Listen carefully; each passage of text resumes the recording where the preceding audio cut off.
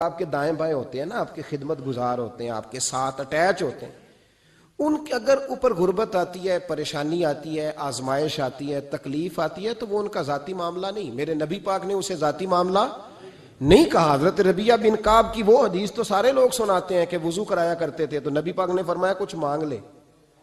انہوں نے جنت میں نبی پاک کا پڑوس ہی مانگ لیا، یہ بخاری میں موجود ہے. لیکن وہ والی حدیث بھی پڑھو کہ جب نبی پاک نے انہیں کہا کہ ربیہ تو مجھے وضو کراتا رہتا، شادی کیوں نہیں کرتا؟ حضور نے نہیں فرمایا کہ اس کا ذاتی معاملہ ہے، میں شادی کراؤں گا، میں اس کام میں کیوں آؤں گا، شادی کیوں نہیں کرتا؟ عرض کی حضور کوئی کاروبار نہیں، کوئی معاملہ نہیں، کوئی رنگ روپ نہیں، اور آپ کی خدمت سے بھی رک جاؤں گا. کہتے ہیں حضور خاموش ہو گئے. اگلے دن پھر پوچھا نکاح کیوں نہیں کرتے؟ میں نے کہا حضور نہ کاروبار ہے، نہ گھر ہے، نہ مکان ہے، نہ رنگ روپ ہے، کون رشتہ دے گا؟ جب میں یہ کہہ کے باہر نکلا نا حضور خاموش ہو گئے، تو میرے دل میں خیال آیا ربیہ تو بحث کیوں کرتا ہے اور ان کو بتاتا ہے جنہیں اللہ نے سارا کچھ ہی عطا فرمایا ہوا ہے. حضور کہتے ہیں شادی کیوں نہیں کرتا؟ تو چپ کر کے کہہ دے محبوبہ جیسے دل کرتا ہے ویسے کر دے، تو آگے سے دلیلیں دیتا پھرتا ہے. یہ بھی کو بات ہوئی. فرماتے ہیں اگلے دن میں نے ارادہ کر لیا، حضور نے اگر آج کہا تو کہہ دینا یا رسول اللہ جیسے دل ہو کرے. میں نے وضو کرایا، میرا خیال تھا حضور یہاں روک کے کہیں گے، یہاں روک کے کہیں گے، پر حضور نے آج بات ہی کوئی نہ کی. میں دیر تک سوچتا رہا یہاں کہیں گے، یہاں کہیں گے، پر آج حضور نے بات ہی نہ کی. میں پچھتا رہا تھا کہ 2 دن موقع ملا میں نے ضائع کر دیا. فرماتے ہیں وضو پورا کرا کے جب میں باہر نکلا، دروازے تک پہنچا تو محبوب نے آواز دی، بات سن. میں ٹھہر گیا. فرمایا شادی کیوں نہیں کرتے؟ کہتے ہیں میرا تو دل پھولوں کی طرح کھل اٹھا. میں نے کہا یا رسول اللہ جیسے دل کرتا ہے کرا دے. نبی پاک علیہ الصلوۃ والسلام نے فرمایا فلاں قبیلے کے سردار کے پاس جا، اسے کہا اپنی بیٹی کا نکاح تیرے ساتھ کر دے. کہتے میں گیا، تھوڑی دیر کے لیے توقف کیا انہوں نے، لیکن پھر وہ راضی ہو گئے.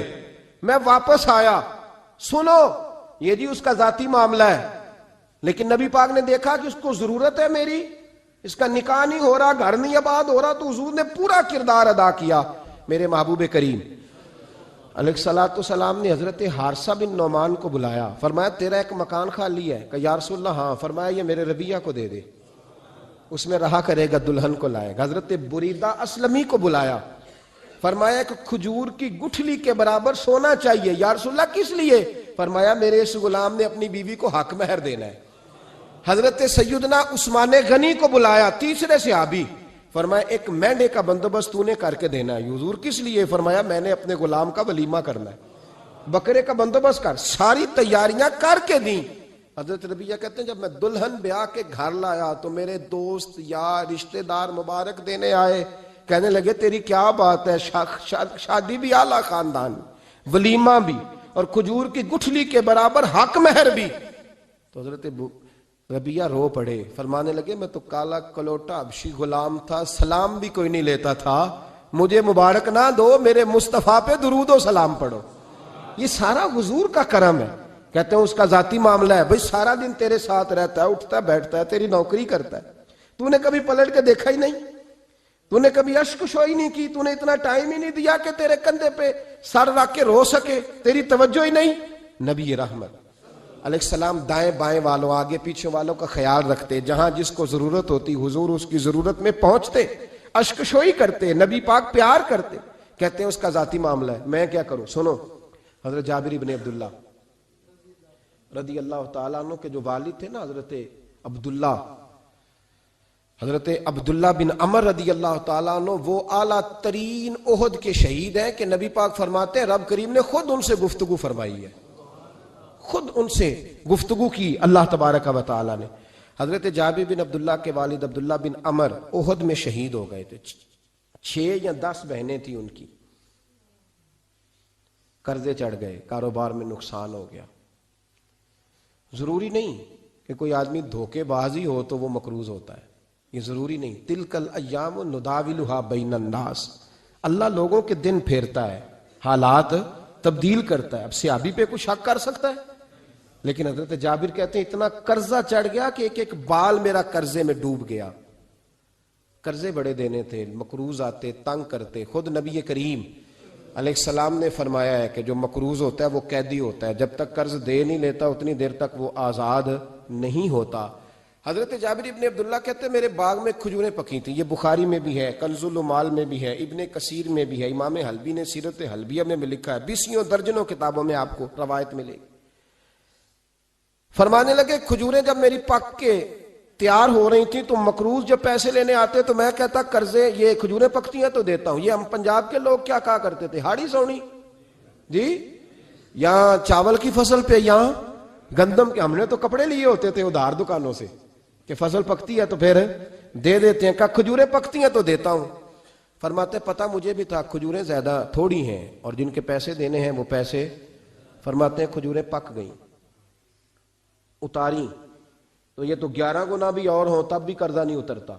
کہتے ہیں میں نے دوستوں سے, یاروں سے, رشتہ داروں سے, وہ جو کہتے نہیں کوئی حکم ہوا تو بتانا, پھر جس دن بندہ حکم بتاتا ہے اس دن کہتے ہیں آج سویرے ہی بچہ پیسے لے گیا ہے, یہ تو 2 گھنٹے پہلے بتاتا تو تیرا کام ہنس رہے ہیں آپ بیچ بیچ میں سے, 2 گھنٹے بعد لیٹ ہیں آپ, بلکہ کئی تو پونے گھنٹے کا ٹائم دیتے ہیں, کہتے پونا گھنٹہ پہلے تو آ جاتا تو تیرا کام بس. اور جب بھی آپ فون کرو اس سے اگلی دفعہ کریں تو پھر شاید آدھے گھنٹے کا ٹائم دے دیں کہ آدھا گھنٹہ ہو گیا تو لیٹ ہو گیا, ورنہ کام بالکل تیار تھا. اور ہمارے زمانے میں تو دوستی قائم رکھنی ہے تو صرف اس سے رہ سکتی ہے جسے آپ کام نہ بتائیں.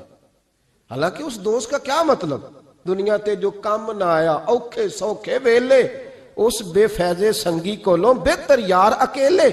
کیا مطلب ہے, کام بتایا تو رفو چکر ہو گیا, مانا کیا ہوا اس بات کا. میرے رسول کائنات علیہ الصلوۃ والسلام کے صحابی کہتے ہیں سب سے کہا پر کسی نے نہ سنی, جب میں تھک گیا نا تو میں دروازہ رسول پہ چلا گیا, یا رسول اللہ, یا رسول اللہ, یا رسول اللہ. حضور قرضے زیادہ ہیں, کھجوریں کم ہیں, یہودیوں کے پیسے ہیں وہ مانتے نہیں. نبی پاک نے فرمایا ان سے کہو تھوڑے تھوڑے لے لیں باقی پھر دے. حضور نہیں مانتے. حضور کہہ سکتے تھے سلمان جاؤ بات کر کے آؤ, جاؤ بلال صہیب جاؤ. کون جاتا ہے مقروضوں کی سفارش کرنے, کہتا ہے بھائی میں نہیں بیچ میں آؤں گا, اتنے پیسے اوہ میں اپنے موبائل فون بند کر جاتے, کوئی پوچھے نہ.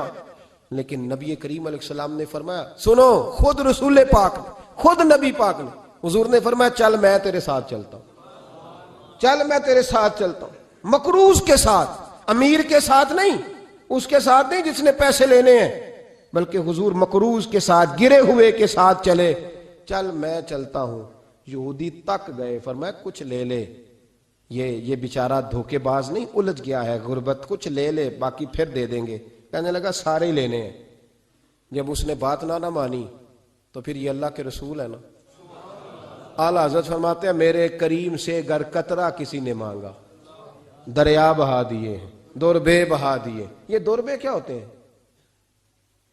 یہ مجھے پوچھا تھوڑے دن پہلے ایک شخص نے. آپ سنتے رہتے ہیں نا شعر, آپ تو ترجمہ پوچھتے ہی نہیں نا, کبھی پوچھ لیا کریں کہ اس کا معنی کیا ہے, کبھی پرچی لکھ لیا کریں تاکہ کوئی جب آپ سے پوچھے تو یہ دوربے کیا ہے. لفظ دوربے ہے ہی نہیں, اصل میں اعلیٰ حضرت کو پڑھتے نہیں نا لوگ, تو انہیں پتہ ہی نہیں وہ بات کتنی اعلیٰ. یہ لفظ دوربے نہیں ہے. اعلیٰ حضرت کہتے ہیں میرے کریم سے گر قطرہ کسی نے مانگا دریا بہا دیے ہیں, دور بے بہا دیے ہیں. دور علیحدہ ہے اور بے بہا, دور کہتے ہیں ہیرے کو, ایک معنی ہیرا ہے, دور بے بہا, بے بہا کی تو سمجھ آتی ہے نا, دور بے بہا دیے ہیں یعنی ہیرے بے بہا دیے ہیں اسے. اب سمجھ آئیے بات کی, دریا بہا دیے ہیں, دور بے بہا دیے ہیں, یہ معنی ہے شعر کا.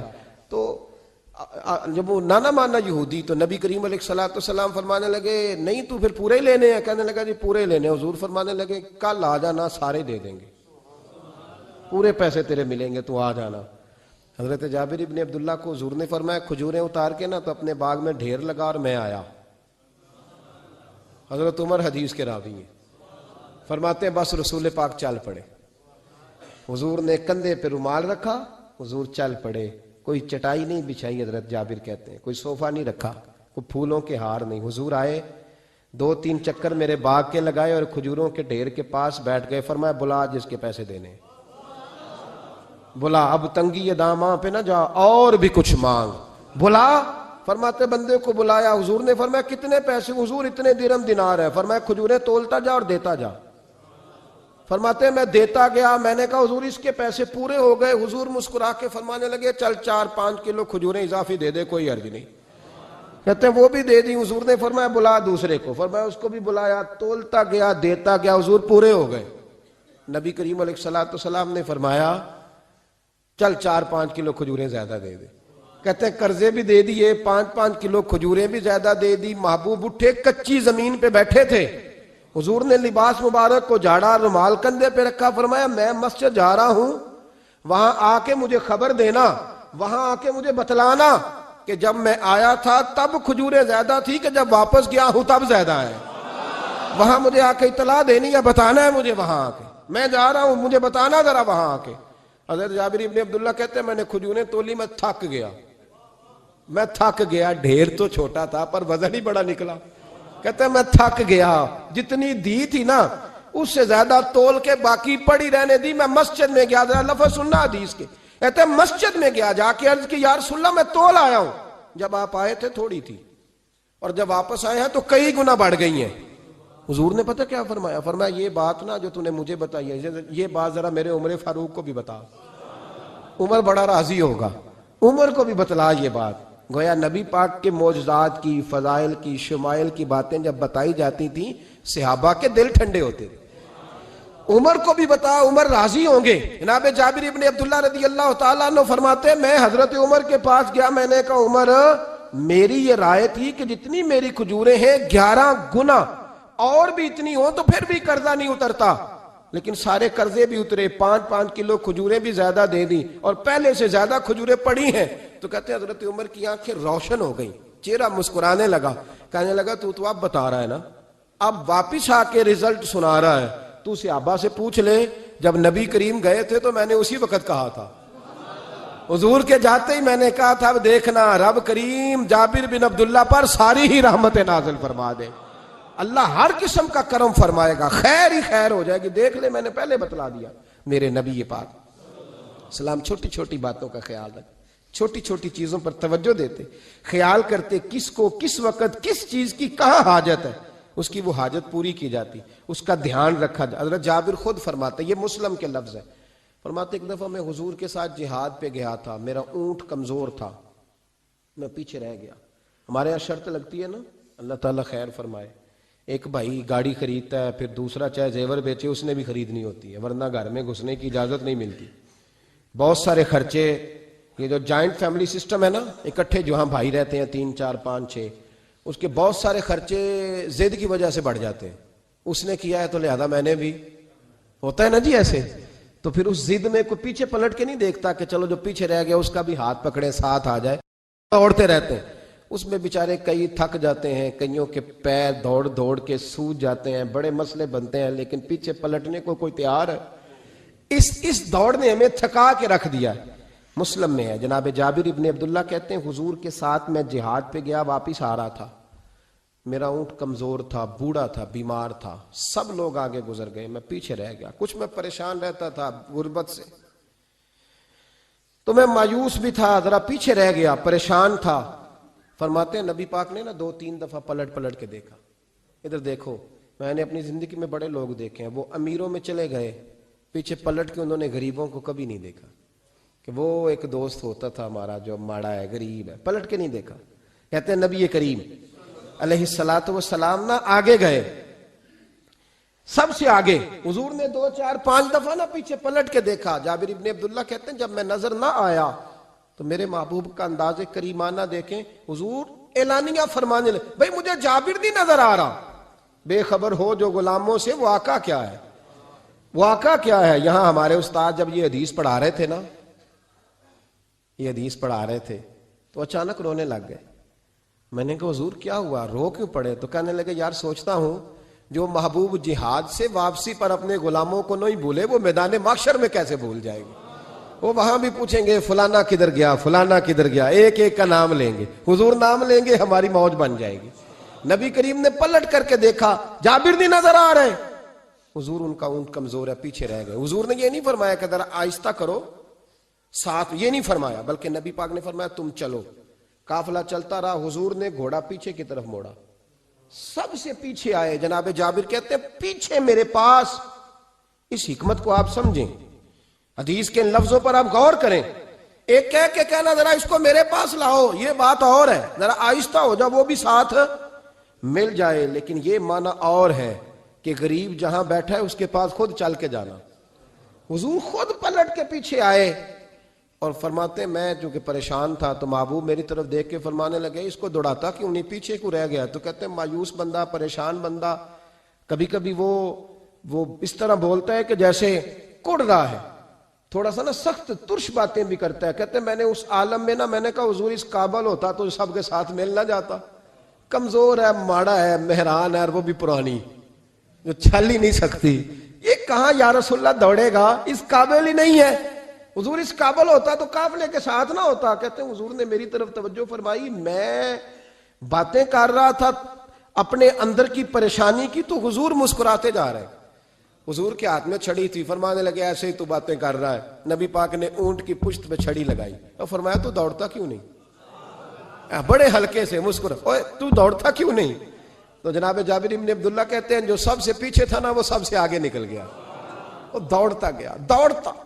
فرماتے ہیں میرا چہرہ بھی عجیب سا، لوگ میرے انداز دیکھیں کہ یہ کیسے آگے نکل گئے، کیسے، کبھی نہ سوچ یہ کیسے نکل گیا، بس سمجھ لے آگے وہی نکلا ہے جسے مصطفیٰ کی تھپکی مل گئی ہے۔ تو یہ نہ کہ سیاست کر گیا، چلاکی کر گیا، بس تھپکی مل گئی تو بات بن گئی۔ کہتے ہیں میں نکل گیا آگے، حضور کی تھپکی جو ملی تھی۔ حضرت جابر ابن عبداللہ کہتے ہیں حضور گھوڑا دوڑا کے میرے پاس آئے، خود حضور نے میرا اونٹ تیز کرایا نبی پاک کی برکت سے۔ تو قریب آ کے فرمانے لگے ٹھہر جا یار، ہم بھی تیرے قافلے میں، ہمیں بھی ساتھ لے لے۔ فرماتے اب تو میں رو ہی پڑا کہ خود بھیک دیں، خود ہی کہیں منگتے کا بھلا ہو، ٹھہر جا یار ہمیں بھی ساتھ لے لے۔ جناب جابر ابن عبداللہ رضی اللہ تعالیٰ عنہ فرماتے ہیں کہ جگہ پڑاؤ کیا، رکے، ٹھہرے کھانے پینے کو، نماز پڑھنے۔ نبی کریم نے مجھے بلایا، میں حاضر ہوا تو کہا یا رسول اللہ حضور حکم۔ تو محبوب فرمانے لگے جابر یار تیرا اونٹ میں نے نرالا ہی دیکھا، بوڑھا ہو کے سب سے آگے نکل جاتا ہے، بیمار ہو کے، کمزور ہو کے۔ کہتے ہیں میں چہرہ دیکھتا جا رہا ہوں کہ حضور سارا ہی پتہ ہے آپ کو، میں کیا عرض کروں؟ تو محبوب فرمانے لگے پسند آ گیا، بیچ نہیں دیتے میرے ہاتھ؟ کہا یا رسول اللہ آپ رکھ لیں۔ حضور آپ کا یہ؟ فرمایا نہیں میں پیسے دوں گا۔ کتنے کا ہے؟ کہا یا رسول اللہ آپ رکھ لیں۔ فرمایا پیسے دوں گا۔ یا رسول اللہ مارکیٹ میں جاؤں تو 6-7 دینار کا بکے گا۔ فرمایا نہیں بھائی میں تو پورے 10 دوں گا۔ 6-7 نہیں، میں تو پورے، حساب سیدھا، 6-7 کا کیا حساب ہوا، 10 پورے کا۔ حضور پھر بندہ نوازی ہے نا، کون بول سکتا ہے؟ حضور نے فرمایا بلال تیرے پاس 10 دینار تھے؟ حضور ہیں۔ فرمایا ان کو دے دو، اونٹ کے پیسے رکھ لو اور مال نہ مدینے جا کے دے دینا۔ جابر ابن عبداللہ کہتے ہیں میں مدینے گیا شام کو، میں نے نا کبھی اپنے اونٹ کی اتنی خدمت نہیں کی جتنی اس دن کی۔ میں نے اسے بڑے پیار سے نہلایا، میں نے نئی رسی خرید کے اسے نکیل ڈالی، آج محبوب کی بارگاہ میں لے کے جانا ہے۔ کہتے ہیں تیاری کر کے نا، تیاری پوری تیاری کر کے، تن تندور ہڈاں دا بالن تے اسی ہاواں نال تپایا، کپ کپ مکیاں پیڑے کیتے، عشق پلیتھن لایا، تن دا سالن تے من دی ہانڈی، اتو لون صبر دا پایا، غلام فریدا وے میں ساری تیری، تینوں اجے یقین نہیں آیا۔ کہتے ہیں اسے بڑے پریم سے، بڑی محبت سے سجا کے، سوار کے، نکھار کے، تیار کر کے میں نبی کریم کی بارگاہ میں لے کے گیا۔ ظہر کی نماز پڑھ کے حضور نکلے، میری طرف دیکھا، میں نے کہا حضور پیسے لے لیے تھے، یہ آپ کا سامان ہے، مال ہے؟ کہتے ہیں حضور نے نکیل تھامی، میں واپس پلٹا، بھی گلی کی نکر مڑا نہیں تھا، حضور نے آواز دی جابر ذرا سن تو صحیح۔ کہتے ہیں میں واپس آیا تو حضور مجھ سے باتیں کرنے لگے، فرمانے لگے یہ میرا اونٹ ہے، اسے کمزور اور بوڑھا نہ سمجھنا، کبھی جانوروں میں دوڑا کے دیکھنا سب سے آگے نکل جاتا ہے۔ اور کریم محبوب فرمانے لگے 6-7 دینار کا نہ سمجھنا، میں نے پورے 10 دینار کا خریدا۔ اور پھر حضور پھر مسکرائے، فرمایا جابر تمہیں پتہ ہے تحفہ لینے دینے سے محبت بڑھتی ہے؟ حضور ہاں۔ فرمایا رکھ لو، میں تمہیں تحفے میں دینا چاہتا ہوں، رکھ لو میں تحفے میں دینا چاہتا ہوں۔ جناب جابر ابن عبداللہ کہتے ہیں میں واپس لوٹ رہا تھا، رو رہا اور کہہ رہا تھا جیسا نبی اللہ نے مجھے دیا، جیسا رسول اللہ نے، سب سے اولا ہو آلہ ہمارا نبی، سب سے بالا ہو آلہ ہمارا، کون دیتا ہے دینے کو منہ چاہیے، دینے والا ہے سچا ہمارا نبی، غمزدوں کو رضا مجدہ دیجئے کہ ہے بے کسوں کا سہارا ہمارا، نبی کریم سید عالم صلی اللہ علیہ وسلم دائیں بائیں آگے پیچھے خیال رکھتے کس کو کس وقت کس انداز میں کتنی حاجت ہے. حضرت مقداد حضور کے غلام ہیں. وہ کہتے ہیں میں تھا اور میرے ساتھ 2 صحابہ اور تھے. ہمیں بھوک لگ گئی. مدینے میں کچھ قحط کا سما تھا, کئی دنوں سے بارش نہیں ہوئی تھی, فصلیں نہیں پکی تھی. فرماتے ہیں بھوک نے بڑا ستایا. ہمارا یہ طریقہ تھا کہ جب ہمیں شدید بھوک لگتی تھی تو ہم کسی صحابی سے کوئی مسئلہ شرعی مسئلہ دریافت کرتے تھے. یہ اب جا کے ہر قاری صاحب پہ ہر امام صاحب پہ فٹ نہ کر دینا بات. آپ باتیں سنتے ہیں پھر ترجمے اپنی مرضی کے کرتے ہیں. جا کے ہر مولوی صاحب پہ فٹ نہ کر دینا. کہتے جب مسئلہ پوچھتے تھے نا کسی صحابی سے تو پہلے روٹی کھلاتا تھا پھر مسئلہ بتاتا تھا. اب میں پہلا وضاحت کر لی یہ گل دی آپ, اس لیے میں نے اگلی بات بعد میں کی ہے, کیونکہ آپ نے اسی حساب سے روٹی کھلانی ہے نا جس حساب سے اپنے امام کو تنخواہ دیتے ہو, اسی حساب سے روٹی کھانی ہے نا اس بیچارے. تو فرمانے لگے کہ جب نہ ہم کسی شخص سے کسی صحابی سے مسئلہ پوچھتے نا تو پہلے وہ, اس لیے یہ جو آستانوں پہ لنگر ہوتا ہے, یہ جو بزرگان دین خانقاہوں پہ لنگر رکھتے ہیں, یہ صحابہ کا طریقہ ہے کہ جس کو دین بتایا جاتا تھا اسے پھر لنگر بھی کھلایا جاتا ہے. بہت سارے لوگ اس کا مذاق اڑاتے ہیں کہ یہ کیا ہے بھئی, یہ رسول اللہ کی سنت ہے. صلی اللہ ہو, پڑھیے درود صلی اللہ ہو. چلے جنہوں نے پہلے نہیں پڑھا وہ بھی شامل ہو جائے, پڑھے صلی اللہ تعالی علیہ وسلم. فرماتے ہیں اس دن بڑی بھوک لگی. 3 دوست تھے ہم, 3 صحابہ تھے. ہم نے حضرت ابو بکر صدیق کو گلی میں کھڑا کر لیا. سب صحابہ کے حالات کچھ نہ کچھ ان دنوں میں نا ٹائٹ تھے, کمزوری تھی, چونکہ فصلیں نہیں تھی, بارشیں نہیں تھے. کہ ابو بکر ایک مسئلہ پوچھنا ہے. کہتے کھڑے کھڑے جناب صدیق اکبر نے کہا پوچھو. پہلے روٹی بھی ساتھ پوچھتے تھے. کہنے لگے چلو پوچھو. کہتے مسئلہ پوچھا اور بتا کے رخصت ہو گئے. پھر ہم نے حضرت عمر سے پوچھا, انہوں نے بھی سوال کا جواب دیا پر کھانا نہ پوچھا. پھر 2-3 اور لوگوں کو ہم نے ٹٹولا, لیکن اس دن سب نے مسئلہ ہی بتایا, روٹی نہیں پوچھی. حضرت مقداد کہتے ہیں ہم نے پروگرام بنایا حضرت عبد الرحمن ابن عوف سے مسئلہ پوچھنے کا, تو میرے ساتھ والے دونوں کہنے لگے بس کر, بڑے آزما لیے, اب چل سیدھا دروازہ رسول پہ چلے.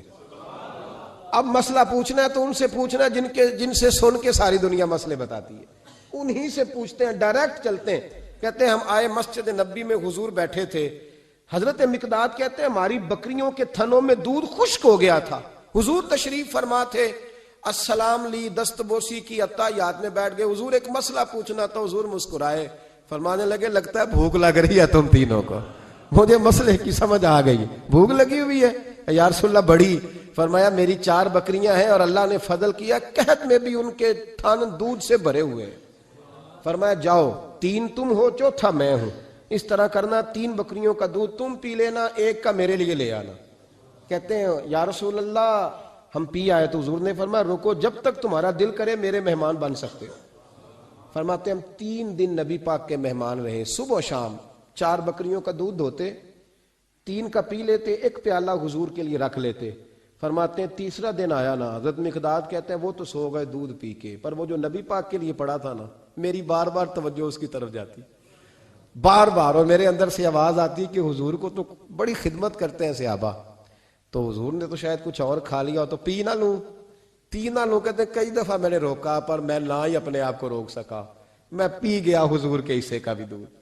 جب میں پی گیا وہ دودھ, کہتے ہیں اب پینے کے بعد جو پریشانی ہوئی وہ زیادہ تھی. دل میں خیال آیا اگر حضور ناراض ہو گئے کہ بھئی تمہیں تمہارے حصے کا دودھ دیا تھا اور مسلسل 3 دن سے مل رہا ہے, پھر کیوں پیا, اور حضور ناراض ہو گئے تو گرا جو ان کی نگاہ سے وہ سنبھل نہیں سکتا.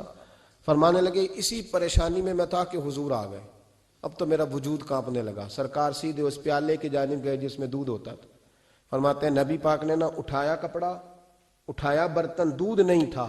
حضور نے پوچھا نہیں کون پی گیا ہے, بلکہ نبی پاک نے ہاتھ اٹھایا کہ اللہم اطعم من اطعمنی واسقی من سقانی, یا اللہ جو مجھے کھلائے تو اسے کھلا, جو مجھے پلائے تو اسے پلا.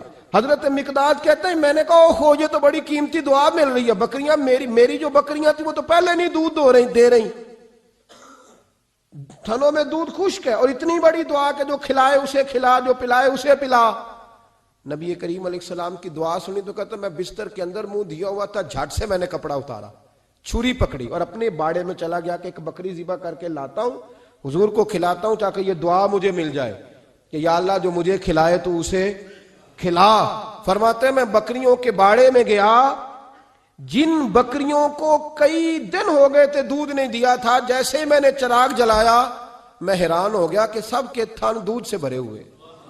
کہتے میں نے 3-4 بکریوں کا دودھ دھویا، برتن میں بھرا، محبوب کی بارگاہ میں لایا۔ کہتے ہیں حضور نے خوش ہو کے پیا۔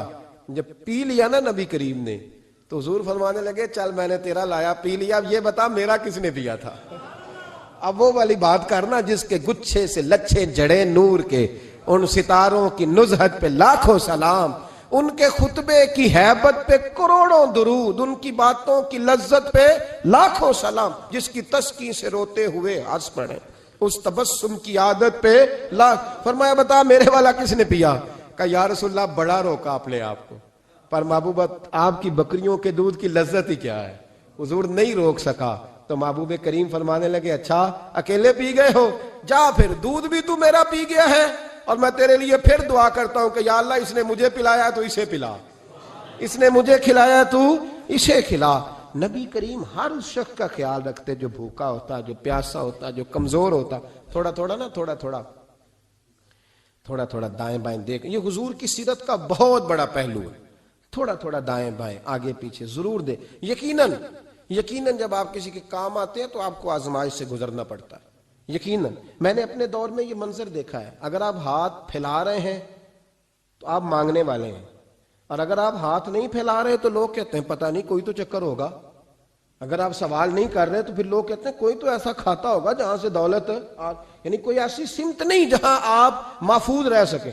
آپ کو دونوں جانب سے لوگ گھیریں گے، دونوں جانب سے۔ جب آپ کسی کے کام آئیں گے، جب آپ کسی تک پہنچیں گے، جب آپ کسی کو، اور میں نے یہ بھی دیکھا ہے، میں ساری حفظ ما تقدم کے طور پہ آپ کو سمجھا رہا ہوں، آپ نے کسی شخص کی مدد کر دی نا، آپ نے مدد کی تو وہ بھی کئی دفعہ بدگمان ہوتا ہے کہ اس کے پاس بڑا کچھ تھا تبھی تو مدد کی نا اس نے، حالانکہ آپ نے ان باتوں پہ غور نہیں کرنا۔ یہ ساری چیزیں آئیں گی، کیونکہ اگر کسی شخص کی بری عادت کی وجہ سے آپ اپنی اچھی چھوڑ دیں گے تو پھر آپ کا نقصان ہوگا، اس کا نقصان۔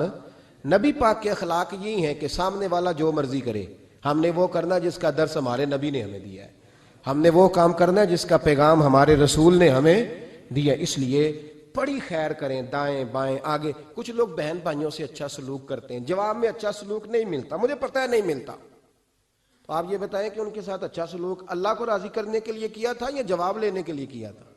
تو آپ نے نہیں دیکھنا کہ سامنے والا کیا کر رہا ہے، آپ نے یہ دیکھنا ہے کہ اللہ کس بات میں راضی، اللہ کے رسول کس بات میں راضی، میری آخرت کا نفع کس چیز میں، میری روح کو، میرے ضمیر کو اطمینان کیسے ہے۔ یہ تصور رکھ کے جب خیر کریں گے تو پھر اللہ بڑی ہی بھلائی عطا کرے گا۔ آخر دعوانا ان الحمدللہ رب العالمین۔ پہلا رب نو یار دا شوق ہویا،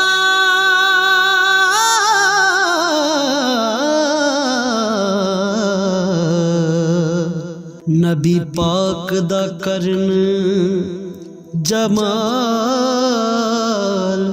مائیں آیا وہی لے کے ہویا ترت حاضر، تے لیا یار نے یار نو پھال مائیں۔ اللہ اللہ ہے مجھ پر پہرا دے گا کون لڑائی میں، مجھ پر پہرا دے گا کون لڑائی میں، مجھ پر پہرا دے گا کون لڑائی میں، مجھ پر پہرا دے گا کون لڑائی میں۔